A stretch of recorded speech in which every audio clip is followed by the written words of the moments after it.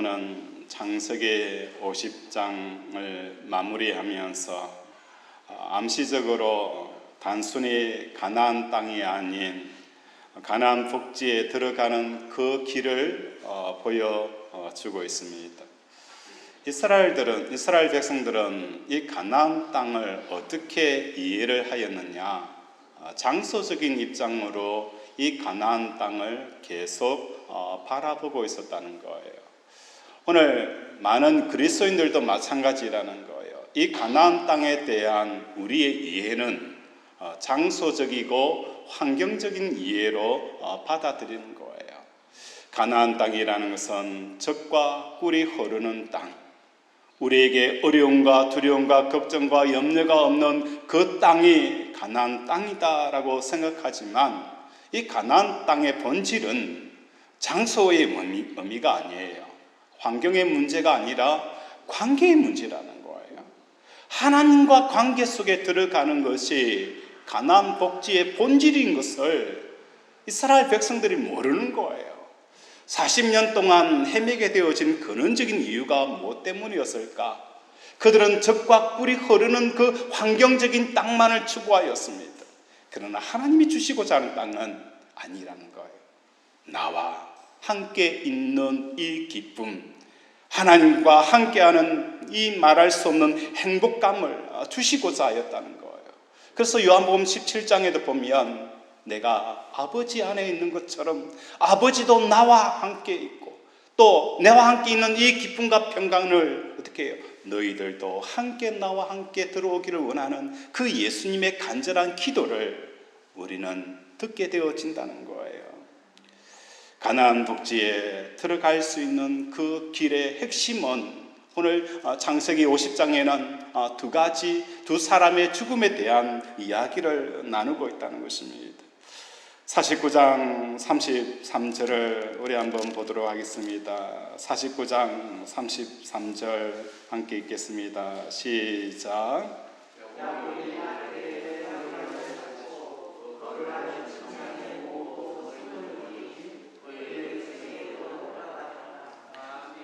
야곱이 아들들에게 명하기를 마치고 그 발을 침상에 모으고 스물스물 거두니 그의 백성에게로 돌아갔더라라고 표현하는 거예요.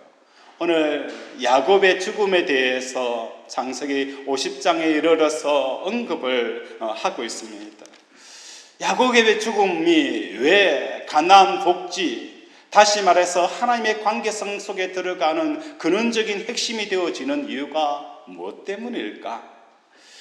야곱은 어떤 사람인가를 우리가 살펴보면 어느 정도 해답을 찾을 수가 있습니다. 야곱은 일평생 어떻게 하든지 잘 살아보겠다라고 바둥바둥 거렸던 사람이 야곱이었습니다. 어떻게 하든지 복을 받겠다.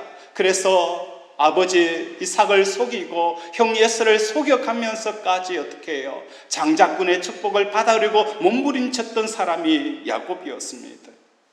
외삼촌 라반에게 속기도 하였지만 또 속이는 삶을 통해서 자기가 자기 인생의 가장 소중한 것을 얻으려고 하였던 그 야곱이었습니다. 나중에 이 야곱의 삶이 참 험악한 인생을 살게 되어진 거예요. 왜 이렇게 험악한 삶을 살게 되어졌는가? 그것은 요셉이 죽었다라는 이야기를 형들을 통해서 듣게 되어집니다. 우리가 성경을 통해서 야곱에게 있어서 요셉이 죽음을 가져오게 되어진 근원적인 문제는 무엇이었습니까? 야곱이 요셉을 향한 그 애착심이 요셉으로 하여금 죽음으로 몰아가고 있는 것을 우리는 성경을 통해서 발견하게 되어지는 거예요. 야곱의 인생뿐만 아니라 우리 인생도 마찬가지입니다.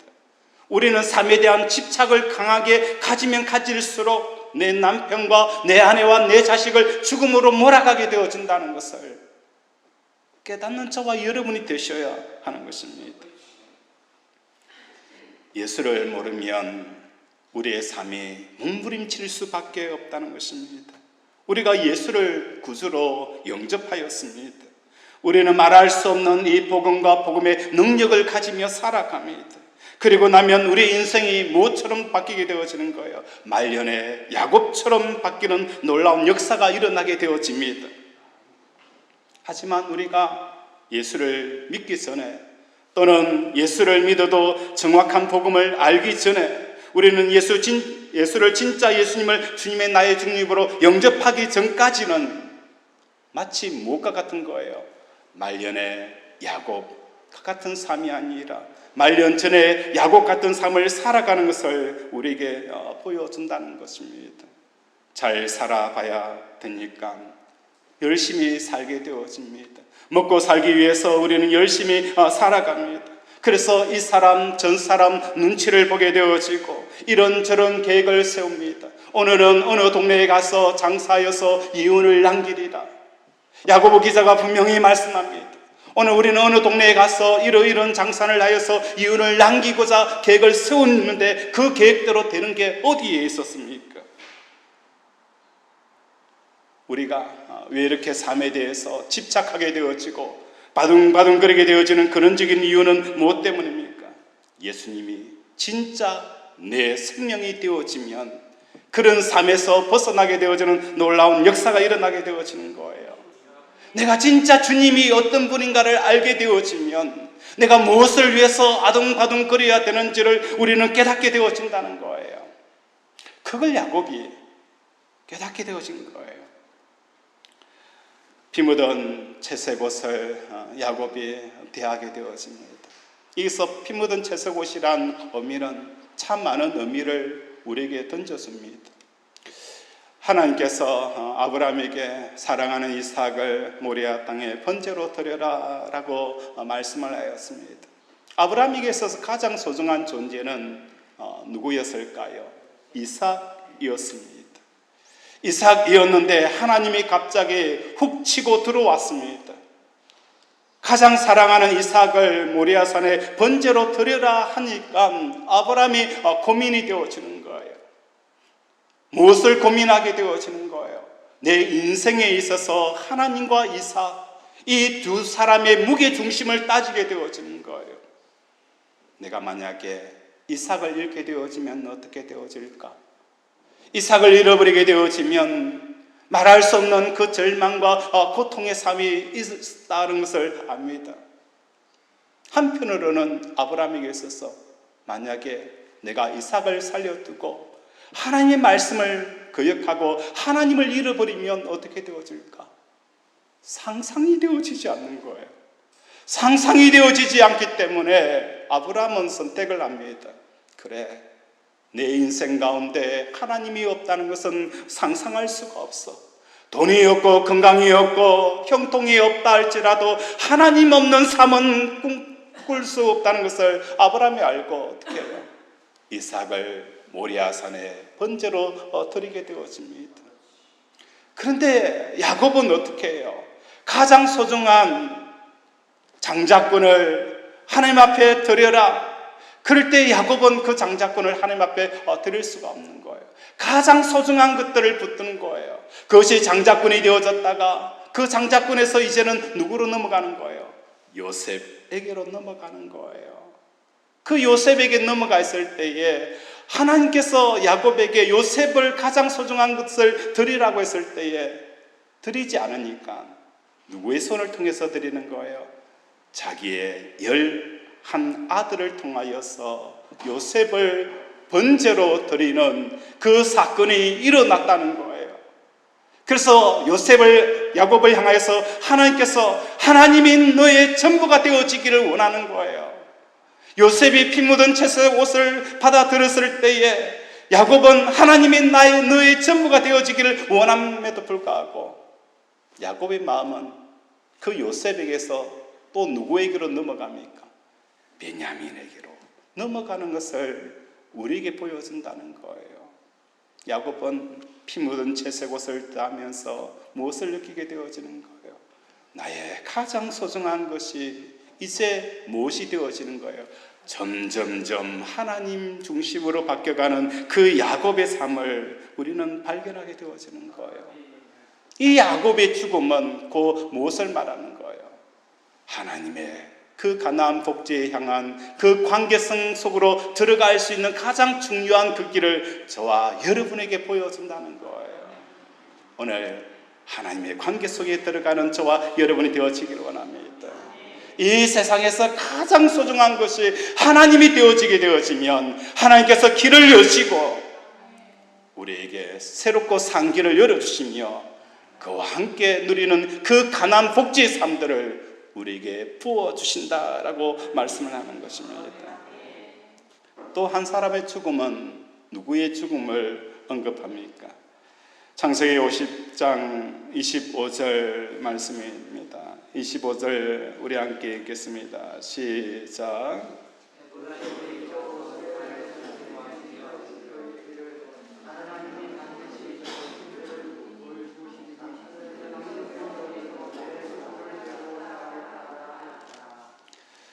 요셉이 25절에 26절에 보면 요셉이 100세의 죽음에 그들이 그의 몸에 향의 죄를 넣고 애굽에서 입강하였더라라고 표현합니다.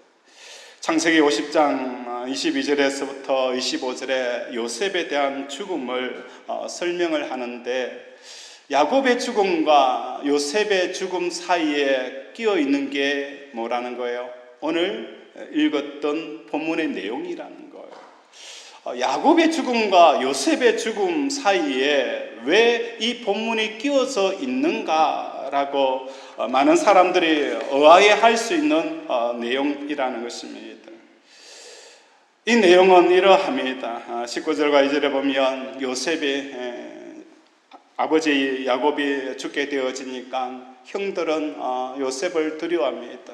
아버지가 살아계실 때는 요셉이 아버지를 사랑하기 때문에 마음을 상하게 하기 원치 않아서 우리 형들을 복수하는 것, 우리 형들을 향하여서 원수 갚는 것을 미뤘다가 이제 아버지가 죽게 되어지니까 이제 마음껏 복수하고 원한을 갚을 것이다 라는 두려움에 사로잡히게 되어지는 거예요. 그래서 아버지에게 가서 부탁합니다. 아버지, 이러이러해서 요셉이 혹시 우리 형제를 향하여서 복수할 수 있으니까 요셉을 향하여서 신신당부하게 하는 거예요. 그래서 아버지가 이렇게 이야기했다라고 요셉에게 이야기했을 때 요셉은 어떻게 표현합니까? 요셉이 19절에 보면 요셉이 그들에게 이르되 두려워하지 마소서 내가 하나님을 대신하리이까 당신들은 나를 해하려 하였으나 하나님은 그것을 선으로 바꾸사 오늘날 같이 많은 백성의 생명을 구원하게 하시려 하였나이다 라고 고백하는 거예요. 참 놀라운 고백이라는 것입니다. 요셉은 형들 때문에 정말 죽을 고생을 하였습니다. 배신의 치를 뜨는 삶을 살아갔습니다. 그런데 이 삶 가운데서 요셉은 어떻게 하는 거예요? 하나님이 주신 것이다 라고 고백을 하고 있는 거예요. 근심하지 마소서, 한탄하지 마소서라는 이 표현은 형들이 해야 될 표현이 아니에요. 요셉이 형들의 배신을 경험하면서 얼마나 많은 근심과 얼마나 많은 세상을 향하여서 한탄하고 싶은 그런 이야기들이 있었어요. 그래서 형들에 대한 이야기가 아니라 오히려 자기의 이야기를 하는 거예요. 오늘 우리 살아가는 권속들의 삶 가운데 세상을 살아가면서 관계의 어려움과 또 강자 인생을 살아갈 때에 여러 가지 당하게 되어지는 그 모든 고통과 환난을 향하여서 요셉이 말씀하였던 것처럼 분명하게 말씀합니다. 근심하지 마소서. 내 영혼아 근심하지 말라. 내 영혼아 근심하지 말라. 내 영혼아 한탄하지 말라라고 말하는 거예요. 하나님, 내 삶은 왜 이렇습니까? 나는 왜 이렇게 지질이 복도 없습니까? 왜 이렇게 오기 전에 삶을 살아가야 합니까? 그때에 말씀합니다. 근심하지 말라. 한탄하지 말라. 하나님께서 나로 이곳에 세우게 하여 주셨다라고 우리는 고백하는 저와 여러분이 되어지기를 바랍니다. 요셉의 죽음을 볼 수가 있는 거예요. 상황 가운데서 일어나는 모든 환경과 여건에 대해서 요셉의 마음이 죽어버리는 거예요. 이 요셉의 죽음, 육신의 죽음과 함께 그 마음의 죽음을 보면서 우리는 무엇을 느끼게 되어지는 거예요?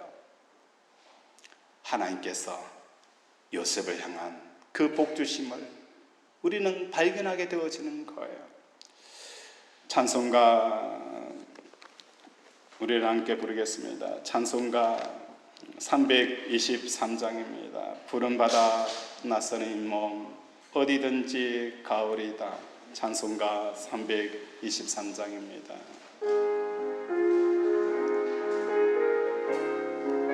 좀 빠르게. 푸른 바다 낯선 잇몸 어디든지 가오리다. 괴로우나 즐거우나 주만 바라보리니 어느 누가 막으리까 죽음이들 막으리까 어느 누가 막으리까 죽음이들 막으리까 악을 골자 힘들어도 복음 듣고 가오리다. 소돔 같은 거리에도 사랑 안고 찾아가서 천의 몸에 지닌 것도 아낌없이 드리리다. 정의 몸에 지닌 것도 아낌없이 드리리다. 존귀 영광 모든 권세 주님 홀로 받으소서. 명심성의 십자가를 죄가 짓고 가오리다. 어려운 것이 이것이 감사하는 성례가 이것이 감사하는 성례가. 아멘. 요셉은 자기가 겪었던 그 형들의 배신과 또한 삶의 굴레와 억울함 가운데서 살았지만 이것을 무엇으로 표현을 합니까? 하나님께서 나에게 주신 것이다 라고 받아들이게 되어집니다. 예수님이 주신 십자가 내가 지겠습니다. 푸른 바다 낯선 이 몸 어디든지 가오리다. 아골골짝 빈들에도 복음 들고 가오리다. 오늘 하나님께서 나에게 주신 이 삶의 무게, 나의 실수와 나의 허물과 내 남편과 아내와 누구의 잘못으로 말미암아 온 그 고통이 아니라 하나님께서 나에게 주신 것으로 받아들이게 되어지면 어떤 역사가 일어나는 거예요? 내가 지금 슬퍼하고 외로워하고 절망하게 되어지는 이 모든 원인에 대해서 해답이 풀어진다는 거예요. 왜 내가 이렇게 절망해야 하느냐? 하나님이 나에게 주신 일이라고, 하나님께서 나에게 주시는 사명이라고 받아들이게 되어지고 하나님이 주신 하나님의 뜻이 이곳에 있다면 나는 왜 이렇게 슬퍼하고 울부짖어야 되고 불평하고 원망하고 좌절하고 뒤에 물러가서 침륜에 빠져야 될 그 자신의 모습을 보면서 아니지, 일어나야지. 사방에 우겨삼을 당하더라도 사이지 않는 저와 여러분이 되어지길 원합니다. 형들의 우겨삼을 사일 때에도 요셉은 어떻게 해요? 하나님께서 하게 하신 것이다. 그걸 고백하게 되어지니까 어떻게 해요? 형들에 대한 복수와 형들에 대한 원망과 절망에 빠져있지 않는 그 요셉의 모습을 우리에게 보여주는 것입니다. 오늘 우리 사랑하는 권속들의 삶 가운데 이런 은혜가 있기를 원합니다. 우리가 서 있는 이 절망의 자리에서 일어서는 저와 여러분이 되어지길 원합니다. 악을 골짜기까지 십자가 들고 가겠습니다. 지금 내 삶의 무게 중심, 이 무게가 짓누른다 할지라도 이것이 주님께서 나에게 주신 십자가라고 받아들이고 그것을 향하여 나아가는 저와 여러분이 되어지기를 바랍니다. 요셉은 하나님보다도 높아지려고 하는 모든 것을 말씀 아래 굴복시키며 살아가는 삶을 살았습니다. 이것이 뭡니까? 요셉의 죽음이라는 거예요.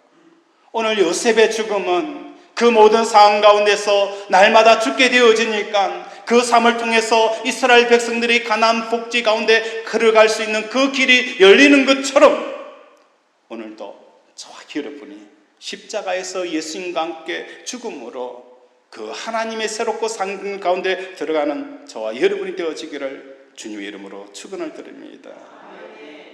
우리는 가나안 복지로 가는 그 길을 어떻게 받아들이고 생각을 하고 왔습니까? 나인홀드 니브라는 이 신학자고 철학자며 윤리학자는 이런 기도를 남겼습니다. 평안을 비는 기도문이라는 그 내용을 글을 남겼어요. 많은 사람들이 그 글에 대해서 감동하고 은혜 받고 또 감격하는 것을 볼 수가 있습니다. 나인홀드 니브라는 이 사람은 평안을 비는 기도문, 이 기도문이라는 것은 단순히 기도문이 아니에요. 광야 같은 인생을 살아가는 그 사람들에게 어떻게 하면 내가 평안을 얻을 수 있을까? 문제가 많은 세상에서 내가 어떻게 이 평안을 잃어버리지 않냐고 유지하면서 누리며 살아갈 수 있을까? 그걸 고민하고 그것을 염려하고 그것을 묵상하였던 사람이 바로 철학자고 윤리학자인 나인홀드 니브였습니다. 그런 이렇게 시를 썼습니다. 하나님, 바꿀 수 없는 것을 받아들이는 평안과 바꿀 수 있는 것을 바꾸는 용기를 그리고 그 차이를 분별하는 지혜를 주옵소서.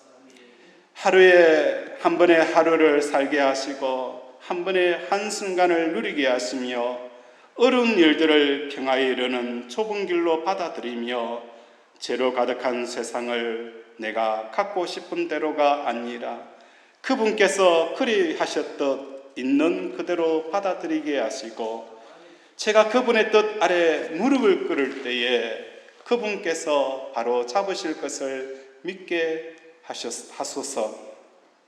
이 생에서 살이에 맞는 행복을 내 생애에서는 영원토록 그분과 함께 다함이 없는 행복을 누리게 하옵소서라는 그 시를 지었습니다. 니버 교수의 기도 문제에는 많은 은혜가 있지만 몇 가지 사실이 우리의 마음에 걸리게 되어집니다. 이 몇 가지 사실 때문에 오늘날 이 땅에 평안을 누리고 평강을 추구하는 사람들이 진짜 평강 가운데 들어가지 못하게 되어지는 그 이유가 내포되어져 있는 그 중에 하나가 바로 이 내용입니다. 첫 번째는 뭡니까? 마음의 시선이 이 세상 안에 고정되어져 있다는 것입니다. 변화시킬 수 없는 것과 변화시킬 수 있는 것에 대한 분별함, 변화시킬 수 없는 것도 이 세상의 문제라는 거예요. 관계의 문제도 우리가 어떻게 변화시킬 수 없어요. 사람이 사람을 변화시킨다는 것은 변화시킬 수가 없어요. 내 옆에 있는 남편을 내가 변화시키려고 그렇게 많이 잔소리를 했는데 변화되지 않는 거예요. 내 아내를 변화시키려고 호통을 치기도 하고 여러 가지 방법을 다했지만 아내는 여전히 그 모습 그대로 변화되어지지 않습니다. 자녀도 마찬가지고 부모도 그렇고 이 세상도 마찬가지라는 거예요. 많은 정치가들이 이 세상이 변화되어져야 된다라고 외치지만 세상은 여전히 변화되어지지 않는 거예요. 변화되어지지 않는 것 때문에 우리가 얼마나 마음이 아픈 적이 많았습니까? 또한 변화되어지는 것을 보면서 우리는 용기를 가지고 그 문제를 열심히 시도하고 또 노력하였습니다. 그런데 중요한 것은 뭡니까? 변화되어지는 것과 변화되어지지 않는 그 모든 대상 주체가 뭡니까? 이 세상이라는 것입니다. 갈라디아서 2장 20절에 보면 내가 그리스도와 함께 십자가에 못 박혔나니 라고 표현합니다. 우리는 뭡니까? 예수님과 함께 십자가에 못 박혀 죽은 사람들이 저와 여러분이라는 거예요. 우리는 예수님과 함께 세상에 대해서 죽은 자입니다. 죄에 대해서 죽은 자고 세상에 대해서 죽은 자이기 때문에 세상에 대해서 죽은 자는 뭡니까? 세상에 변화시키는 것과 변화시키지 못하는 것에 대해서 이미 죽은 자로 대하여야 된다는 거예요. 나는 예수님과 함께 십자가에 죽고 세상에 대해서 죽었다라고 하면서 여전히 세상에 변화되어지는 것과 변화되어지지 않은 것 때문에 내가 힘들어하고 고통하고 살아가는 그 삶 자체가 뭡니까? 어불성설이라는 것입니다. 변화시킬 수 있는 것과 변화시킬 수 없는 것에 대한 그 판단에 대해서 우리가 모두 십자가에 죽게 되어질 때에 그때서 무엇이 주어지는 거예요? 우리 속에 평안이 부어지는 역사가 일어나게 되어지는 거예요. 평안과 용기와 지혜는 십자가에서 이 세상에 죽을 때에 생겨나게 되어진다는 거예요. 세상이 알 수도 없고 세상이 줄 수도 없는 이 평안을 너에게 주겠다라고 말씀하는 거예요. 세상의 평안은 며칠은 우리에게 평안을 주지만 그 이후에 뺏어갑니다. 하지만 하나님께서 우리에게 주시고자 하는 이 평안은 뭡니까? 변화시키는 것을 통해서 얻는 평안도 아니고 변화시키지 못하는 것 때문에 내가 불안해하는 것도 아니에요. 그것과 전혀 상관이 없이 세상이 알 수도 없고 세상이 줄 수도 없는 평안을 너에게 주노라. 이 평안이 저와 여러분 속에 임하기를 주님의 이름으로 축원을 드립니다. 두 번째 문제는 무엇입니까? 주어가 나라는 것입니다. 주체가 나라는 거예요. 변화시키는 것도 나고 변화시키지 못하는 것도 뭡니까? 나라는 거예요. 그런데 우리가 잊어버린 게 있습니다. 우리는 십자가에 죽은 사람들이기 때문에 삶의 주체가 내가 아니라는 거예요. 갈라디아서 2장 20절에 보면 그런즉 이제 내가 사는 것이 아니요 오직 내 안에 누가 사는 거예요? 그리스도, 예수 그리스도가 산다. 오늘 우리가 예수를 믿고 복음의 진리 속에 들어가게 되어지면 내가 사는 게 아니에요. 내가 사는 것이 아니라 내 안에 누가 사는 거예요? 예수 그리스도가 살게 되어진다는 거예요. 우리 복음성가 51장 부르면서 함께 부르도록 하겠습니다. 51장입니다. 내가 사는 게 아닙니다.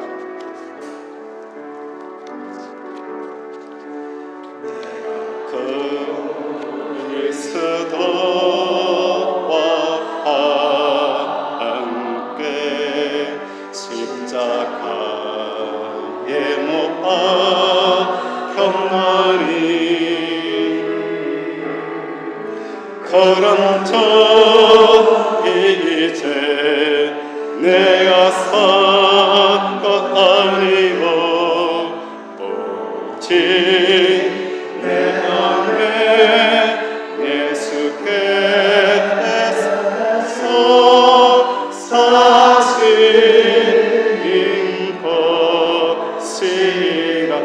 것이라. 이제 내가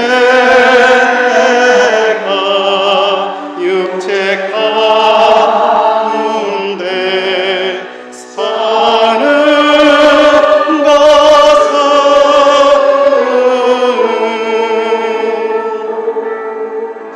나를 사랑하사 자비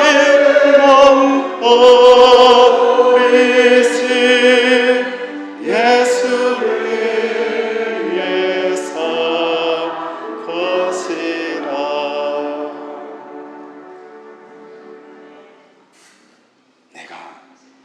예수와 함께 십자가에 못 박혔나니 그런즉 이제 내가 산 것이 아니요 오직 내 안에 예수 그리스도께서 사신 것이라.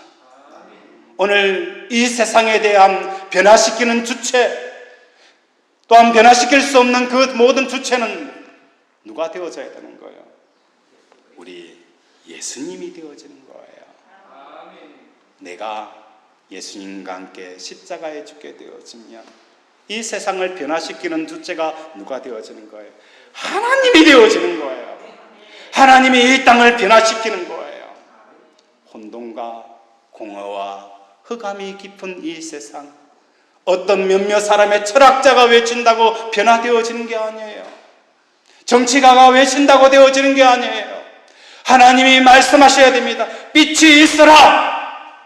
빛이 있으라! 라고 했을 때에 흑암과 공허와 혼돈이 물러가는 역사가 일어나는 거예요. 하나님께서 나를 통해서 빛이 있으라 라고 대언하실 수 있도록 내가 예수님과 함께 십자가에 죽기만 하면 하나님께서 나를 통해서 나의 삶의 현장에 대해서 하나님의 말씀이 선포되어지는 거예요. 그러면 혼돈 가운데 있는 내 부모와 내 자식과 남편이 뭡니까? 빛을 보게 되어지고 빛 가운데 걸어가는 놀라운 역사가 일어나게 되어진다는 거예요. 내가 아무리 힘쓰고 있어도 안 됩니다. 내가 십자가에 죽고 하나님 대언하게 되어지는 그 말씀이 나를 통해서 역사하게 되어질 때에 세상이 변화되어지는 놀라운 역사가 일어나게 되어지는 거예요. 사도행전 3장에서도 베드로가 성전 민문에서 나면서 앉아있는 그 안전뱅이를 어떻게 일으키는 거예요? 무엇으로? 예수로 말미암아 그 이 안전뱅이를 일으켰다는 거예요. 베드로의 경건과 또한 신앙의 열심으로 일으킨 게 아니에요. 너희가 십자가에 못 박힌 그 예수 그리스도 이름으로 일어나 걸어라, 일어나 걸어라 했을 때에 일어나는 역사가 일어났던 것처럼 오늘 저와 여러분의 그 안전뱅이에서 일어나는 역사가 일어나기를 원합니다. 그 삶의 늪에서 일어나는 저와 여러분이 되어지기를 원합니다. 예수님이 우리를 향하여서 부르습니다. 자기를 부인하고 자기 십자가를 지고 나를 쫓아라. 오늘날 나의 신앙의 문제가 무엇입니까? 예수님의 제자가 되어지는 첫 단추가 뭡니까? 자기를 부인하고 자기 십자가를 지고 예수님을 쫓아야 되는데 우리는 무엇부터 비웠습니까? 기도부터 비웠습니다. 헌신을 비웠습니다. 선교를 비웠습니다. 봉사를 비웠습니다. 그래서 오늘 우리의 신앙이 여전히 영적인 침체 가운데 빠지게 되어지는 근원적인 문제가 바로 여기에 있다는 거예요. 우리는 기도를 배우기 전에 무엇부터 배워야 됩니까? 자기를 부인하고 자기 십자가를 지는 법을 배워야 되는 거예요. 기도를 배워서 기도의 능력이 나타납니다. 병고침이 일어납니다. 귀신들이 떠나갑니다. 예언을 하고 방언을 합니다. 환상을 보고 꿈을 봅니다. 그 모든 초점은 뭡니까? 결국은 자기예요. 자기를 세우고 자기를 드러내고 자기 영광을 하는 거예요. 하나님의 영광이 없어버린 거예요. 교회가 세워져도 사람의 이름만 나타나고 하나님의 영광이 없는 거예요. 병고침이 일어나더라도 사람의 이름만 드러나지 하나님께서 하셨습니다라는 그 하나님의 영광이 선포되어지지 않는 이유가 무엇 때문인 거예요? 첫 단추를 잘못 꼈기 때문입니다. 자기를 부인하고 자기 십자가를 지는 삶, 이거 없이 기도의 능력을 받게 되어지고 은사를 받게 되어지고 또한 자기의 공적과 자기 의를 드러내는 일들이 하게 되어지니까 한국교회가 왜 이렇게 힘이 없어지게 되어진 근원적인 이유가 바로 여기 있는 거예요. 오늘 우리 사랑하는 권속들의 삶 가운데 분명히 알아야 됩니다. 세상은 어떤 세상이냐? 우리가 변화시킬 수 있느냐? 결코 아니라는 거예요. 요한복음 3장 16절 우리 함께 함송하도록 하겠습니다. 시작.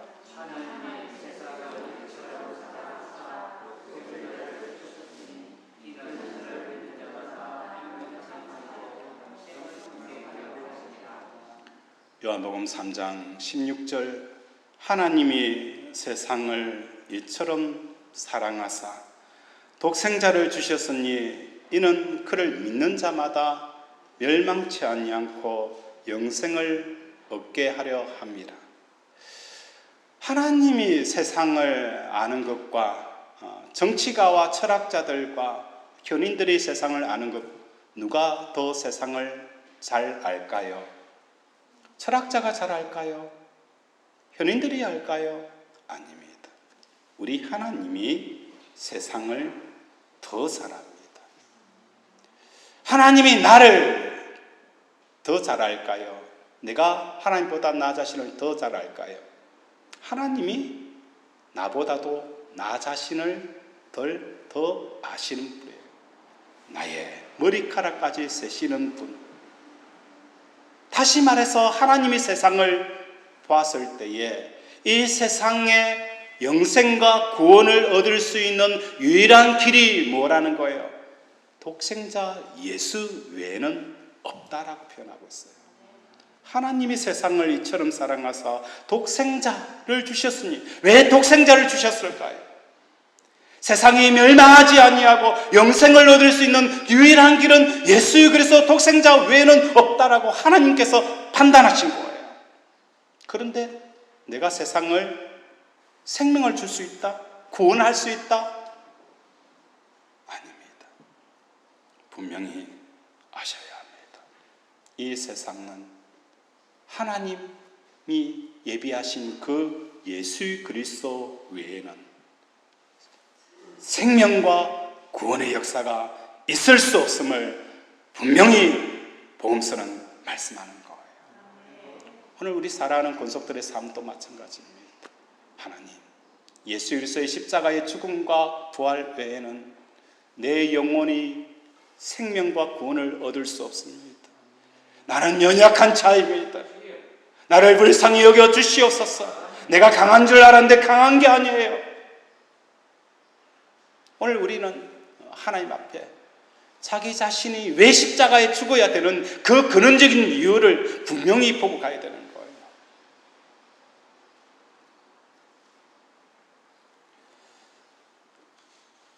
시편 131편에 다윗은 이렇게 고백합니다.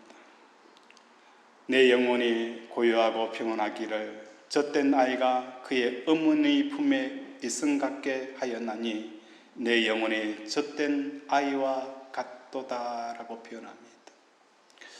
여기서 이 표현을 보면서 좀 의아한 표현이에요. 어린아이는 왜 웁니까? 젖 때문에 우는 거예요. 어린아이가 왜 칭얼칭얼 거리는 거예요? 엄마가 젖을 안 주니까 칭얼칭얼 거리는 거예요. 그런데 시편 131편 2절에는 다윗이 이 땅을 살아가면서 평안함을 누릴 수 있는 그 근원적인 해답을 우리에게 이렇게 표현합니다. 젖된 아이가 어머니 품 안에 있을 때에 그때 뭡니까? 참 평안을 누린다는 거예요. 아이에게서 젖이라는 것은 하나님, 우리의 사업, 내 자식, 내 건강, 또 내가 원하는 이 형통, 우리는 하나님 앞에 칭얼거리는 거예요. 하나님, 내 사업에 물고 좀 열어주세요. 늘 얼굴에 칭얼칭얼거리는 거예요. 자식 때문에 칭얼칭얼거리는 거예요. 하나님께서 자식의 문제를 해결해주면 그때서 좋다고 얼굴에 화색이 확 돌아오는 거예요. 그런데 다윗은 고백합니다. 내 영혼의 평안을 이끄는 것은 내가 원하는 칭얼거리는 그 젖을 멀림으로 말미암아 내가 울음을 스탑하는 게 아니라 이제는 무엇으로? 하나님 안에 있는 이 품 안에, 어머니 품 안에 있는 이것으로 말미암아 내가 평안을 누린다라고 고백을 하는 거예요. 오늘 우리 살아가는 권속들의 삶 가운데 젖이 아닌 어머니 품, 하나님 안에 들어가는 이것을 통해서 기쁨을 얻는 저와 여러분이 되어지길 원합니다. 하나님 안에 들어있는 이 놀라운 복들을 하나님께서 우리에게 예비하셨습니다. 이것을 받아 누리는 저 여러분이 되어지기를 주님의 이름으로 축원을 드립니다. 하나님을 대신하는 자들이 세상에 판을 칩니다. 하나님을 대신하는 자들이 세상에 팔을 치니까 요셉의 형들이 요셉을 두려워하고 세상 사람들이 두려워하게 되어지는 근원적인 이유가 바로 하나님께서 하나님의 그 대신하는 그 일들을 하기 때문입니다. 그래서 오늘 저와 여러분은 이제 하나님을 대신하는 자가 아니라 하나님이 십자가 주신 그 길을 묵묵하게 감사하고 받아들이며 달려가는 저와 여러분이 되어지기를 주님의 이름으로 축원을 드립니다. 말씀을 생각하면서 함께 기도합니다.